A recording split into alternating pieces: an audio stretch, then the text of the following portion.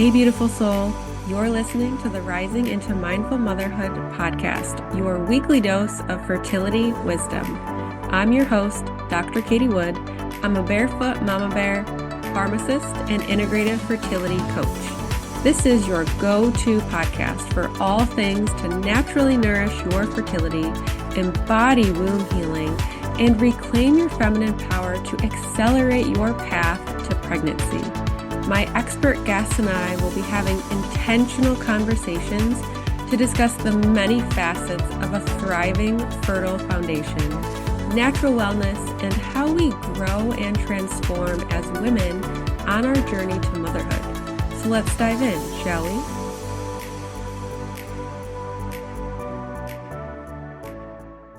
Hello and welcome to Rising into Mindful Motherhood. In this episode, I'll be talking with Renata Trebing. She's an intuitive nutrition coach, global speaker, author, wife, and a mom of 3 beautiful kids. Her mission is to empower women to nourish their bodies by understanding foods that work best for them, how these foods impact their hormones, and redefining their relationship with food and their bodies. And today we're going to be diving into women's menstrual cycles and nutrition and how this can help your fertility and your hormones. So welcome, Renata. I'm so excited to have you on the podcast. And I'd love to dive right in. Why nutrition, right? Why is that so important? And where did this passion stem from for you? Yeah, well, thank you so much for having me on. So, what's really interesting is that I didn't go to college with the intention to get any type of certification in nutrition. I actually got a chemical engineering degree. And so I started working in oil and gas. So I live in Texas. There's a big oil and gas community here. And what was really interesting was I started to dive even deeper into nutrition after the birth of my daughter. So I had mentioned to you before we started recording, we have a lot of similarities, and both of our daughters are Olivia. Oh, nice. So we have great taste when it comes to names. Yes. But basically, when Olivia was born, right, this was almost 12 years ago. When she was born, she had a lot of gastrointestinal issues. And, as a first time mom, you're like, oh my gosh, what do I do? How do I fix this? All the things. So we went to our pediatrician, who was amazing. And he explained to me something I really didn't know at the time. And that was that something that I might be consuming, she's getting it through the breast milk, and it may be affecting her GI tract. And so the options were basically do a bunch of blood work, send it away, figure out what she's allergic to, or I just start with some form of an elimination diet to see if that would help. And so at the time, I didn't know that dairy was one of those trigger foods for many infants. And I had been eating dairy, like I loved cheese. I mean, what's not to love, So I had been eating that, and then he explained all of this information to me. And I thought, okay, let me just take out dairy and see what happens. And what was amazing was she had almost like an overnight improvement. So a complete 180-degree shift. She wasn't having the issues she was having previously. And we had gotten to the point where she literally would cry all the time. And, as a sleep deprived person, that can really wear on your soul after some time. So it was amazing to see the impact of a simple change in my nutrition, how that helped her. She was sleeping through the night, which was amazing, which meant that I could sleep through the night too. So I really loved seeing a noticeable impact on her. But then as I reflected, I also thought to myself, you know what? I feel better too. I'm not bloated or fatigued as bad or constipated or having, all these other types of issues like brain fog. So that really showed me in a real life example, something that we've all heard and seen before, which is the power of nutrition. And I could literally see that playing out at first in my daughter, and secondly, in myself. So I started diving deep into different ways of cooking without dairy. It got me into vegan cooking and baking, which I thought was so fascinating because they don't obviously use any dairy. And I loved learning about it. And because of that love for education, it really got me into various rabbit holes, learning about how different foods impact our bodies. And so that's really where I started my blog, which is nourishwithrenata.com. sharing tons of recipes that were healthy, that were good for you, but still tasted great. And from there, as I learned more and more and was sharing more with people about nutrition, it got me into the idea of maybe I should find out more about nutrition coaching because people are asking me a lot of questions about this. So I got a couple of different certifications in nutrition and then ended up studying nutrition coaching. And that's really the thing that I fell in love with because you can see on people's faces when they have that aha moment, when they, step on the scale or they feel better or for instance, their menstrual cycle symptoms have improved. That's like a whole new world opening up for them. And I love being able to impact people in that way on a daily basis. Amazing. I love how our children are just our like greatest teachers and inspiration. And they're really like, yeah, maybe you went to college to go do this, but you're not meant for this. So I'm gonna kind of steer you in this direction. So Right. I love that. And so how long has it been since you've been coaching in nutrition? Yeah. So it's been over 4 years now. Beautiful. Yeah. Amazing. Yeah. And then obviously, so Olivia was your first child. Correct. So Yes. then all of this has had a ripple effect on your subsequent pregnancies and your children as Exactly. well. Yeah. So after Olivia, I had twin boys. And so, as you're probably aware, a twin pregnancy can be so much different from a singleton pregnancy, including how you eat, because you really want to eat more calorically dense in order to have those babies grow, especially as you get closer to like your third trimester. So that was a whole nother learning curve. And I always thought at that time, this pregnancy with the boys is so much healthier than Olivia's pregnancy, even though for both of them, I actually did go on bed rest for a couple of different reasons. But then also currently I'm pregnant with our fourth child.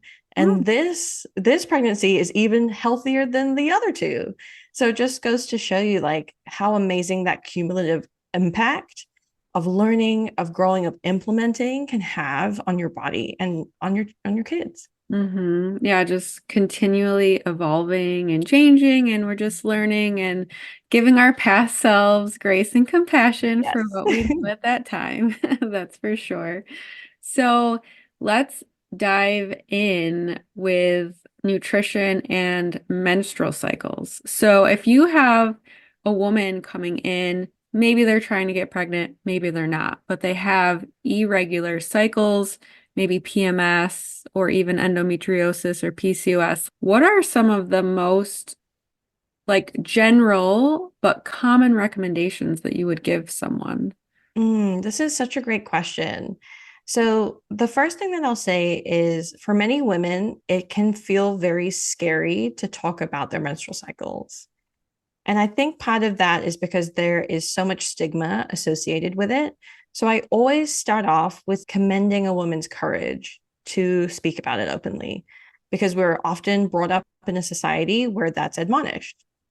So, for me, it's always the first step of acknowledgement and creating that sense of safety. Because I do also feel like for some women, when they go to more traditional practitioners, they can be dismissed pretty readily or told, oh, yeah, it's supposed to be painful. You just have to buck up and live with it? So I always aim to create a safe space for a woman right off the bat because of all of those experiences she may have had leading up to this point. Of that. Now, from that space, all I do is I want to listen to everything she has to say because you never know the tiniest symptom, even something that she might not think is important, can impact what she's experiencing now. So that could mean childhood traumas. That could mean, any form of stress that she's experienced over the last 10, 20 years, whether that be school, college, whether that be work environments, whether it be relationships, all of those things. Many times women don't believe that that could be impacting their hormonal health, and 100% it can be, especially in terms of their nervous system regulation. So I want to hear everything, and no detail is too small, to be truly honest, because I want to be able to show them everything that you've experienced up until this point has led you to these symptoms that your body is showing you. And it may have been showing you those symptoms for years. You just didn't know what that meant. Oftentimes, when I explain that to a woman, there's a triggering event that causes a significant shift in their hormones that then they start to notice their hormones are out of balance. And so it's really important for me to kind of share that story, share that timeline with them so they can see how this wasn't just an overnight thing. This wasn't just like I woke up one day and all of a sudden, my bleeding is way heavier or my cramps are way worse or I have so much brain fog I don't know what to do. So I really want to paint the picture of how everything in our life leads us up to those menstrual cycle symptoms because it's important for women to understand it's not their cycle that they hate. And I often hear women say this. They'll say, I just hate it. It's awful. It's such an inconvenience, et cetera, et cetera. But the female menstrual cycle occurs every single day over the course of roughly a month. It's a normal bodily process, just like breathing, right? And we don't say, oh, I hate breathing. Breathing is the worst. Oh, it's so inconvenient, right? And so it's really important for me to shift that perspective by showing there's so much history involved with this. It's not an overnight thing. It's not the cycle that you hate. It's actually because you don't understand what your symptoms are trying to tell you about what your body needs. And when we can dive into what those symptoms are, we can go into what are the hormonal imbalances, of course, using lab testing to help understand that even deeper, and then help to renourish the body, help to balance the hormones through powerful nutrition, supplements, as well as lifestyle choices and practices. So that's pretty much my whole philosophy: creating safety for the nervous system, listening to every single symptom, being able to show the hormone journey through a woman's life, and then decoding those symptoms from her menstrual cycle. Mm.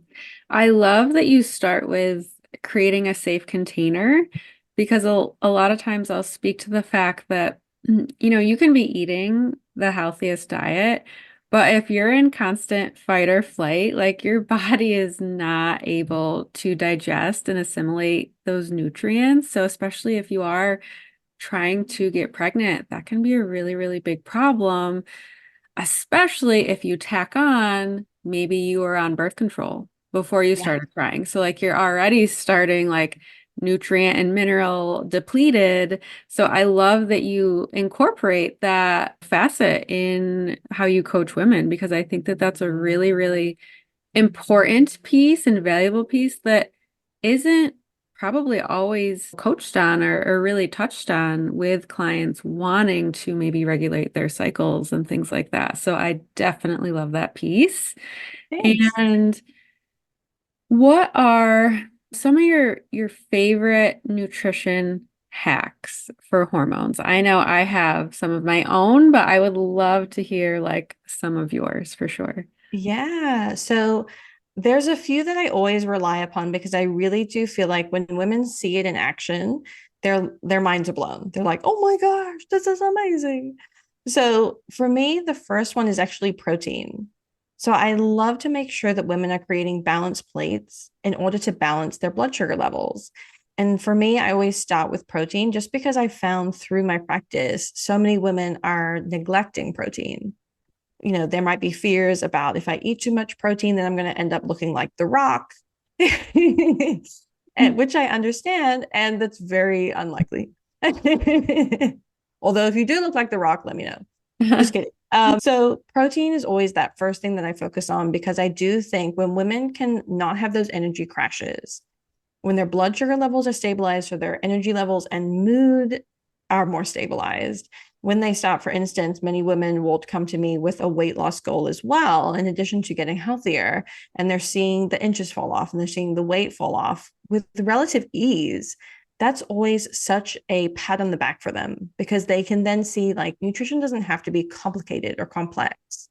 It's really about just prioritizing a few things that work for your body. Now, of course, in that, it might be, do we want to eat more animal proteins or more plant-based proteins? It's totally up to them. And we'll discuss that. But I always start with protein just because I really feel like that can support us so well with hormone balance, but also, specifically blood sugar regulation. And then we'll move into fiber. So I'm a big proponent of fiber-rich foods. I love cruciferous vegetables, especially for women that have estrogen dominance. That can be really helpful if they're having bowel movement issues, such as constipation. And so I love cruciferous veggies like broccoli, cauliflower, cabbage, Brussels sprouts, some of my faves, and finding different ways to add them into your daily intake. So that's a second one that I'm always talking to women about. What kind of fibers are we having? How can we diversify that fiber? How can we boost your gut health in multiple ways, but also specifically from a food first approach? And then the last one that I'll say is I always love to make sure that we're eating enough healthy fats. So I'm a big fan of seed cycling as one option. I feel like that is a practice, it's a self-care practice, as well as a nutritional practice. And getting women into seed cycling can be a great way for them to start noticing, okay, I made a commitment to myself and I'm going to follow through with it whilst also noting where I'm at in my cycle. So it's like a great all round holistic practice for women. It's also giving you those healthy fats that help with hormone synthesis and regulation. So for me personally, those are the three that I always am focusing on for women, and varying amounts, of course, depending on what they've already done. But ultimately, those are the things that I really think can be easy additions to your day, and they're not complicated. They don't take a long time, and you can start to see the benefit of it pretty quickly too. Yes, protein is king. So it's so funny. Oh gosh, I mean, this was probably 6 or 7 years ago, but my husband and I dabbled in keto, the keto diet, which I'm eternally grateful for because I think just the eating practices that we shifted, I really started experiencing less and less blood sugar crashes. And I didn't necessarily realize that that's what was happening. So by prioritizing more protein and more fat, I think I don't necessarily have to limit carbs, right? Carbs are still healthy for women, but I think since I was prioritizing the protein and fat, I was seeing really, really great changes in blood sugar regulation. And yeah, healthy fats are like literally the precursor to creating our hormones. So I just had a client who she's pregnant now, but we started working together. She really started prioritizing more protein, especially in the morning, and more fats. She realized that she was really just having too many carbs in her day and not enough protein and fat. And she was able to get pregnant. She was experiencing low estrogen, low Mm, progesterone and really short luteal phases. So mm. I mean, we did a lot of other work too, but that nutritional change like truly made such a big impact in really in just a matter of a few months for her too. Yeah, I love hearing that story because it shows you once again that power of nutrition. And I think that some people feel a bit of resistance to that because they think, well, how can nutrition really help us that much? And that's literally the perfect example. And I'm sure we could share many more stories about that because it really can heal your body. It's like you said, giving you the precursors for hormone creation. When you give your body the right nutrients, it doesn't have to be in that fight or flight mode, in that survival mode. We can get into thriving mode, and then as a result, not have to, pull energy away from important survival functions because we're in an abundance, which Mhm. is literally perfect for creating life. Absolutely. And you had mentioned for protein, animal protein or plant protein. So could you go into that a little bit more for the listeners? Yeah. So I love how we have so much choice nowadays. So obviously animal proteins are proteins that are coming from animal sources. Like it could be poultry, like chicken or turkey, it could be fish or seafood. It could be red meat options as well for those of us that eat red meat. And it definitely has its place. A lot of people have more accessibility to animal proteins than they might in terms of plant-based proteins, depending on where you live, of course. And there's also varying qualities of those animal proteins, which is why I think a lot of people are moving more towards plant-based proteins, aiming to become healthier, aiming to get more sustainable options, etc. So plant-based proteins would be obviously proteins coming from plants. And so beans and legumes are really great options. And especially as we're talking about for women that are aiming to conceive, plant-based proteins can also be a great option, especially if they're feeling more inflammation from animal-based proteins, of course, depending on quality and all these kinds of things too. But I love making sure that all of my clients are getting a wide diversity of proteins. So not just eating chicken every day, for instance, but also thinking about what are some different proteins I can get in my week so I get different amino acid profiles. So I can make sure I'm pairing different proteins together to help satiety and blood sugar regulation, like we talked about, but also just ensuring that I'm nourishing my body with everything that I possibly can and be a really well-rounded eating plan. So when it comes to if someone, let's say they're a vegetarian or maybe Mhm. even vegan and plant-based protein is what they focus on, do you have any recommendations for, like, I know soaking like nuts and seeds and things like that and making sure that they're getting enough, like I know vitamin B12 is really hard for Mm. vegetarians or vegans to get in the diet. So are those things that you touch on with your clients as well? Yeah, I actually have a vegan client right now, and we're preparing her body for conception coming up. So Perfect. that's really fun. Yeah. So we literally have been talking about protein. That was the first thing we talked about in our first call. We've just had our second call because what she noticed was, yes, she was eating a wide diversity of plants, which is great. But then she's also noticing her blood sugar levels are dropping off, which, as that's occurring in each of the various days of the month, it makes it much more challenging to be able to keep up with her toddler, as well as think about, okay, well, how am I going to make sure that we are hitting the right ovulatory timing, making sure that all the things are in place in order to ensure my body is at its optimum for conception.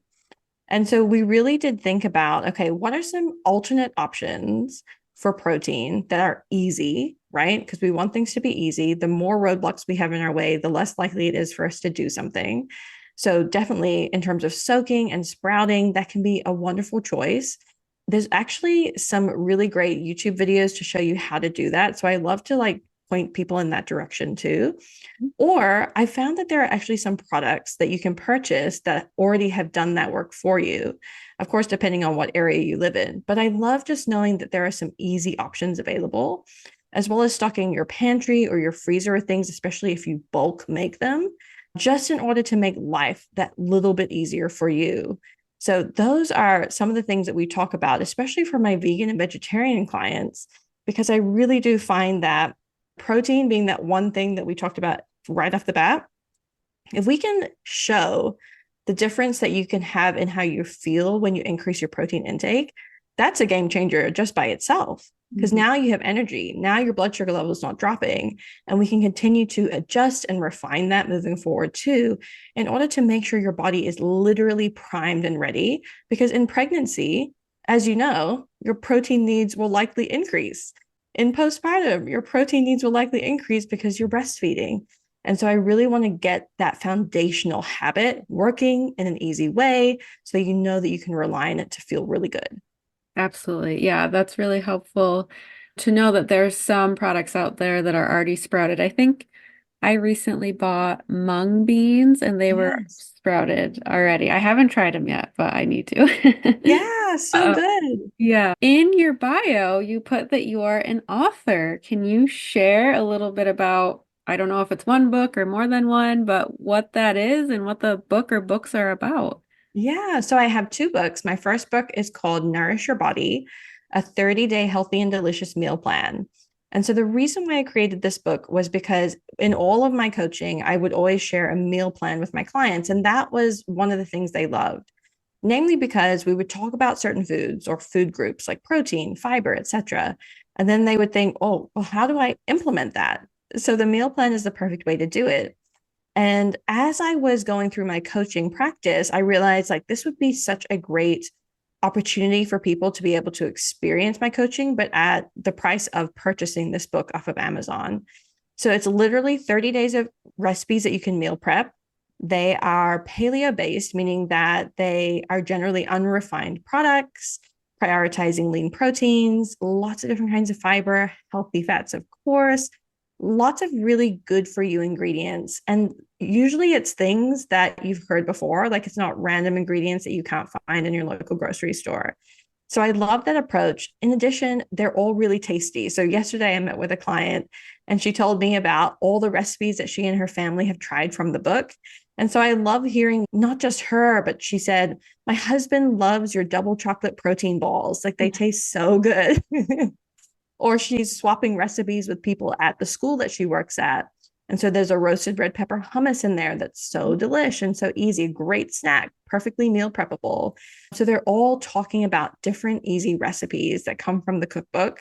And I've had people go through the entire cookbook for 30 days, have massive improvements in their gut health. So a woman went from literally having gut health or gut pain, I should say, every single day of her life for the last like 5 years to doing this program for literally just 30 days and not having any pain. She said it was the best she's ever felt after having gone through this meal plan.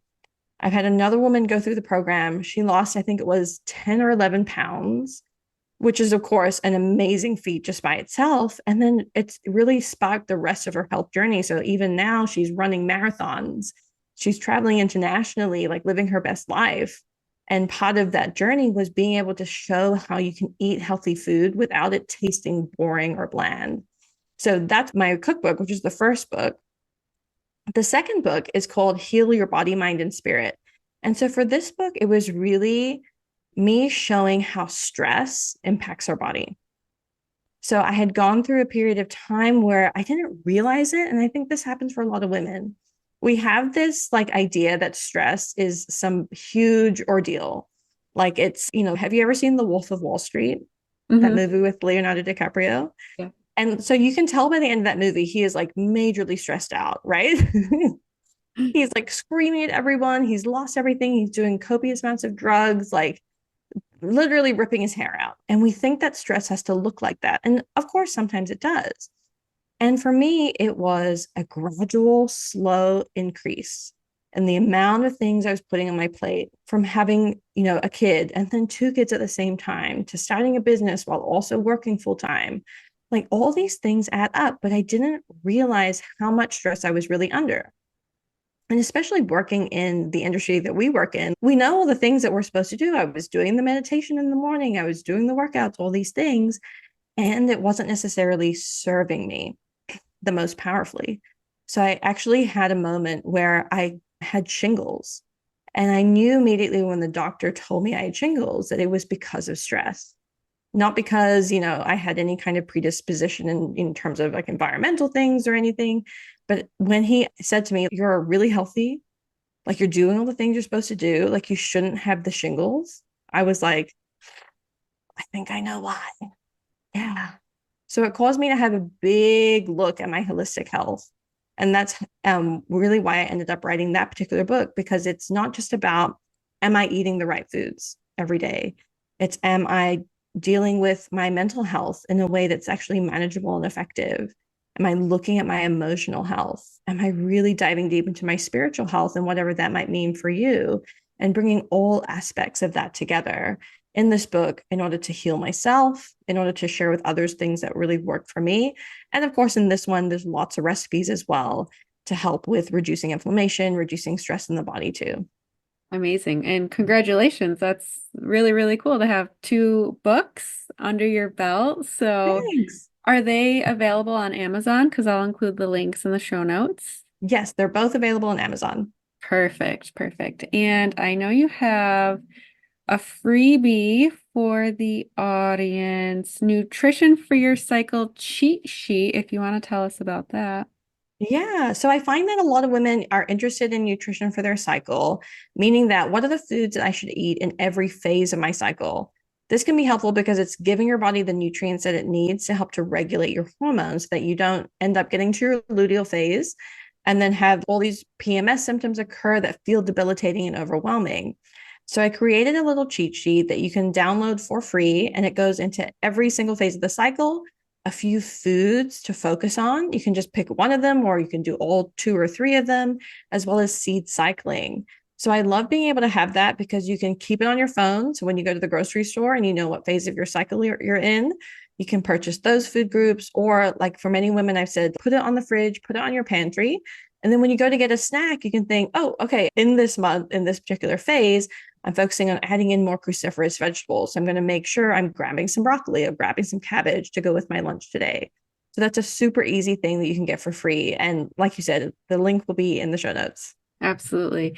So let the listeners know where they can find you, connect with you, and potentially even work with you as well. Thank you. So yeah, the best place to connect with me is over at my Instagram. And so my handle is at nourish underscore with underscore Renata. That I'm literally posting lots of things every day about hormone balance and nutrition. So from there, you can also go to my website, which is nourishwithrenata.com. I have a form there for a free 20-minute consultation, which is a great place to get started, especially if anything that we've talked about today, your interest is piqued and you're thinking, oh, you know what? That could be really great for me too. So that 20-minute consult, totally free. We get to talk about you and then figure out what could be part of the issues that are causing some of the symptoms that you're experiencing too. Awesome. Well, thank you so much for just sharing your passion and your wisdom on nutrition today, Renata. It's been a fun conversation. Thank you for having me. Thank you so much for tuning in to the Rising into Mindful Motherhood podcast. If this episode resonated with you or gave you an aha moment, stop what you're doing right now and write a review. This simple act of kindness helps me get this podcast out to connect with as many women as I possibly can. I also have a special offer. If you send me a screenshot of your review, I will take $250 off one of my premium coaching containers. Let me know what resonated with you the most and why. So connect with me in my free Facebook community or tag me on Instagram. You'll find both listed below. Thanks again from the bottom of my heart for tuning in to this episode, and I'll see you next time.